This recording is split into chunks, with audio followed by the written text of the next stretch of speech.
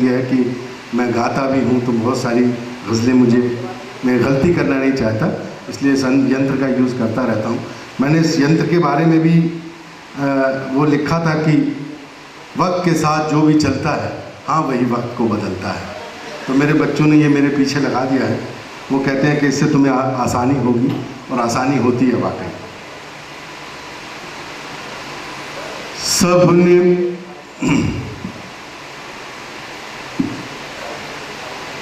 आराम से कर लीजिए, आप कोई ऐसी बात नहीं है, आराम से कर।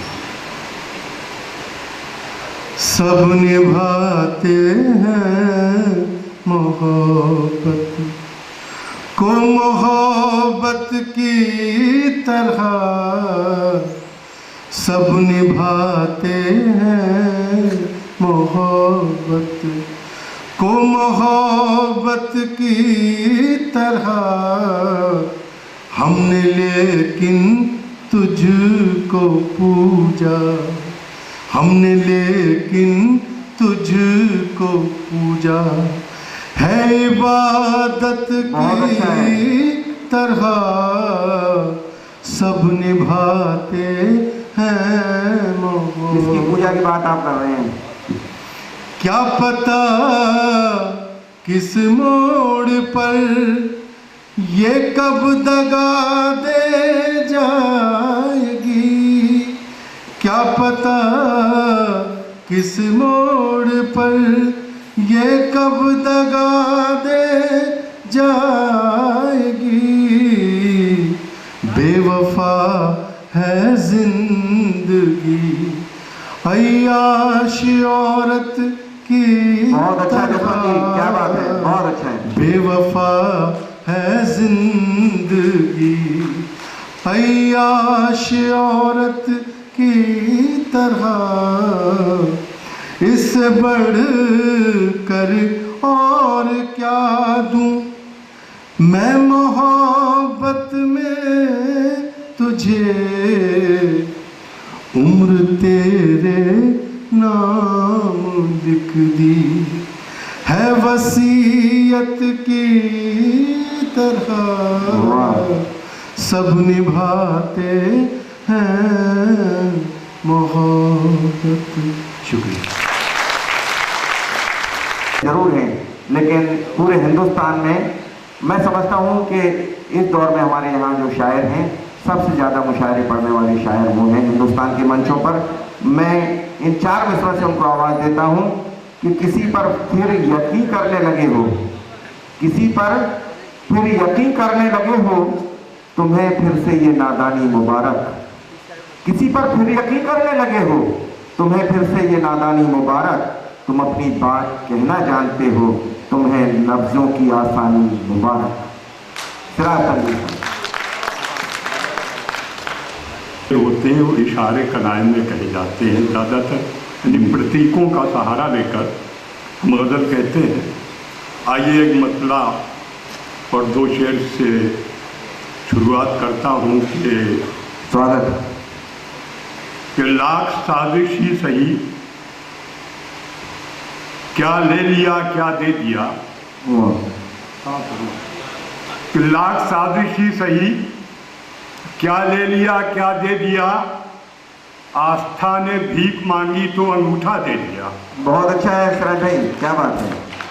प्रतीकों में बहुत अच्छी बात है। सही, क्या ले लिया क्या दे दिया, भीख मांगी थी अकीदत ने अंगूठा दे दिया। भीख मांगी थी अकीदत ने अंगूठा दे दिया। और शेर देखें कि ख्वाहिशें सब मालो दौलत लूट कर चलती बनी। ख्वाहिशें सब मालो दौलत लूट कर चलती बनी, एक अली बाबा को मर्जीना ने धोखा दे दिया। बहुत अच्छा है, बहुत अच्छा है। ख्वाहिशें सब मालो दौलत लूट कर चलती बनी, एक अली बाबा को मर्जीना ने धोखा दे दिया। और एक चुटकी आटे की कीमत का अंदाज़ा करें, एक चुटकी आटे की कीमत का अंदाज़ा करें, एक भिखारी ने दुआओं का खजाना दे दिया। बहुत अच्छा है। एक चुटकी आटे की कीमत का अंदाज़ा करें, एक भिखारी ने दुआओं का खजाना दे दिया। आइए 2-3 शेर यूँ एक मतला बड़ा मतला कि अकीदतों का यही फ़लसफ़ा बचाता है, हर एक हाल में हमको खुदा बचाता है। बहुत अच्छा है। अकीदतों का यही फ़लसफ़ा बचाता है, हर एक हाल में हमको खुदा बचाता है, और कोई जहाज़ पे रहकर भी बच नहीं पाता, किसी को दरिया में कच्चा घड़ा बचाता है। वाह। कोई जहाज़ पे रहकर भी बच नहीं पाता, किसी को दरिया में कच्चा घड़ा बचाता है। हज़रत इस शेर कहने से पहले थोड़ा सा ये इशारा करना चाहता हूँ जी, उनके आलमी पस मंज़र यानी विश्व के पटल पर इस शेर को सोचे सलीम भाई, साहब भाई, कि कोई जहाज़ पे रहकर भी बच नहीं पाता, किसी को दरिया में कच्चा घड़ा बचाता है, और हवा के हाथ में पत्थर है, क्या करे वो भी। हवा के हाथ में पत्थर है, क्या करे वो भी, कभी चराग कभी आईना बचाता है। बहुत अच्छा है सर, बहुत अच्छा है। हवा के हाथ में पत्थर है, क्या करे वो भी, कभी चराग कभी आईना बचाता है। एक मतला, एक शेर मतले में अपनी बात कह रहा हूँ, यानी अपनी उम्र के लोगों की, क्योंकि आज जो है कदरें बदल गई, सब कुछ बदल रहा है, कि सिर्फ कहने के लिए घर में बड़े रहते हैं, सिर्फ कहने के लिए घर में बड़े रहते हैं, बाहरी कमरों में बेचारे पड़े रहते हैं। क्या बात है। सिर्फ कहने के लिए घर में बड़े रहते हैं, बाहरी कमरों में बेचारे पड़े रहते हैं। हज़रत थोड़ी देर ये तसव्वुर करिए कि आप घर से जब बाहर निकलते हैं तो आपसे कितनी फरमाइशें होती हैं, और जब घर के अंदर वापस जाते हैं तो आपसे कितने सवाल किए जाते हैं। शेर में कहने की कोशिश की है कि बाहरी कमरों में बेचारे पड़े रहते हैं, और हम वो मुल्ज़िम हैं, कोई फैसला होता ही नहीं। हम वो मुल्ज़िम हैं, कोई फैसला होता ही नहीं, रोज़ रिश्तों की अदालत में खड़े रहते हैं। क्या बात है, बहुत अच्छा है। हम वो मुल्ज़िम हैं, कोई फैसला होता ही नहीं। हम वो मुल्ज़िम हैं, हम वो मुल्ज़िम हैं, कोई फैसला होता ही नहीं, रोज़ रिश्तों की अदालत में खड़े रहते हैं। और आखिर में एक दो शेर और समाप्त फरमा दें जी। लोग बहुत खुश होते हैं, मेरा बेटा सऊदीया गया, मेरा बेटा लंदन गया। देखिए, यहाँ पर एक पीड़ा है, एक कर्ब है, एक मार्मिकता है। मैं इस शेर से अपनी बात कर रहा हूँ कि मेहमा समझ के गोद से बेटा उतर गया, मेहमा समझ के गोद से बेटा उतर गया, परदेश की कमाई का नशा उतर गया। बहुत अच्छा है। आप देखते हैं जब परदेश से लौट के आते हैं तो बच्चे भी उनको नहीं पहचान पाते। मेहमा समझ के गोद से बेटा उतर गया, और परदेश की कमाई का नक्शा उतर गया, और 2 दिन ही बोझ उठाया था बेटे ने बाप का, चिल्लाता फिर रहा है कि कांधा उतर गया। क्या बात है, बहुत अच्छी बात है, बहुत सच्ची बात है, बहुत अच्छी बात है। 2 दिन ही बोझ उठाया था, 2 दिन ही बोझ उठाया था बेटे ने बाप का, चिल्लाता फिर रहा है कि कांधा उतर गया। Thank you. बहुत अच्छा है। जिन बातों को हम और आप रोज़ महसूस करते हैं, जिस ज़बान में हम रोज़ बातचीत करते हैं, उस ज़बान में वो शायरी करते हैं। बहुत अच्छी शायरी उनकी है। अभी इस तरफ ना निगाह कर मैं गज़ल की पलकें संभाल लूँ, अभी इस तरफ ना निगाह कर मैं गज़ल की पलकें संवार लूँ, मेरा लफ्ज़ हो आईना तुझे आईने में उतार लूँ, कई अजनबी तेरी राह के मेरे पास से यूं गुजर गए, जिन्हें देखकर ये तड़प हुई तेरा नाम लेकर पुकार लूं। मेरी मुराद है, हमारे बीच में मैंने बताया था आपको कि मुंबई से एक बहुत बड़ी हस्ती इस मंच पर मौजूद है, जिसका नाम है मदन पाल, जिन्होंने करीब 210 गाने लिखे हैं फिल्मों में, और मैं उनके तारों लिखे हुए कुछ 1-2 गानों को मैं पेश करना चाहता था।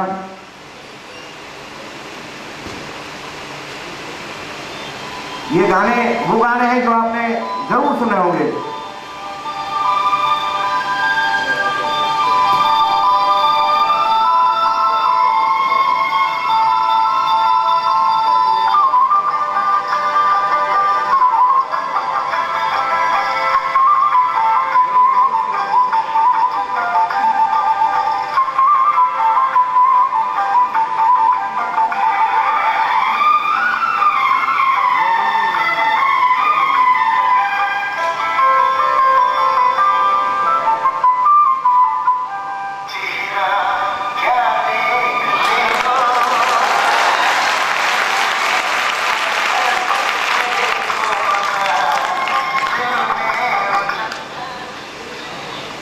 ऐसे बहुत से गाने मेरे मोबाइल में हैं उनके लिखे हुए, जो आपने जरूर सुने हैं, लेकिन वो अपना परिचय खुद देंगे, उनकी शायरी देगी, उनकी गजल देगी, उनके गीत देंगे।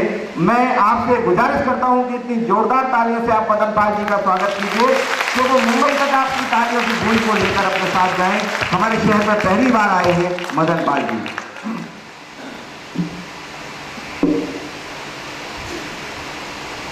अभी राजकुमार रंजन साहब ने जिस बहर में एक गज़ल के चंद शेर पढ़े, मेरा दिल हो गया कि मैं उसी बहर में कुछ सुनाऊं। बहुत अच्छे शायरी, बहुत महारत रखते हैं। हर लीडर में इन्होंने गजलें कही हैं, फिल्मों में भी शायरी करते हैं। फिल्मों में शायरी करना बहुत मुश्किल काम है। मैंने आपसे कहा था कि आजकल फिल्मी गानों में तुकबंदी हो रही है, लेकिन मदन पाल जी इस वक्त वाहिद ऐसे शायर हैं, इकलौते ऐसे शायर हैं जो कि फिल्मों में शायरी कर रहे हैं, फिल्मी गीतों में। बहुत बड़ी बात है। तो अलग अलग अशार आपने सुने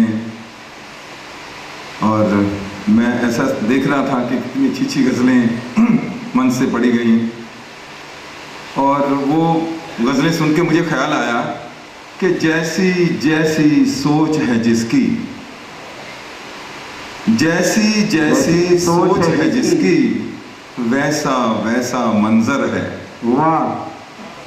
जैसी जैसी सोच है जिसकी, वैसा वैसा मंजर है। जितनी भी घर की खिड़की है, बस उतना ही अंबर है। क्या बात है मदन पाल जी, हिंदी और उर्दू के लफ्जों का बहुत अच्छा आपने संगम पेश किया है। जैसी जैसी सोच है जिसकी, वैसा वैसा मंजर है। जितनी भी घर की खिड़की है, बस उतना ही अंबर है। शेर पर ध्यान चाहूँगा कि खुश रहना भी एक अदा है। खुश रहना भी एक अदा है। खुश रहना भी एक अदा है, गम से भरी इस दुनिया में। वाह। खुश रहना भी एक अदा है, गम से भरी इस दुनिया में। उसके आंगन छम छम होगी, जिसके पाँव में झांझर है। बहुत अच्छा है, क्या बात है। तो शेर देखिए नाइंसाफियाँ कैसे होती हैं। इस शेर के माध्यम से अपनी बात कहता हूँ। जी स्वागत है। कि आधे अधूरे राहबरों ने, आपको नजर करता हूँ सर, आधे अधूरे राहबरों ने जाने कैसी चाल चली। आधे अधूरे राहबरों ने जाने कैसी चाल चली। जिसका राज तिलक होना था, वो दरबार से बाहर है। बहुत अच्छा है, क्या बात है। तो एक गज़ल उस बहर में पेश करना चाहता हूँ जिसमें राजकुमार रंजन साहब पढ़ रहे थे। मैं जवाब ही नहीं दे सका, मैं जवाब ही नहीं दे सका, कुछ इस तरह का सवाल था। क्या बात है। मैं जवाब ही नहीं दे सका, कुछ इस तरह का सवाल था। मुझे अपनी फिक्र न थी, मगर तेरे आंसुओं का ख्याल था। क्या बात है मदन पाल जी, क्या बात है। गए मौसमों का न कर गिला, गए मौसमों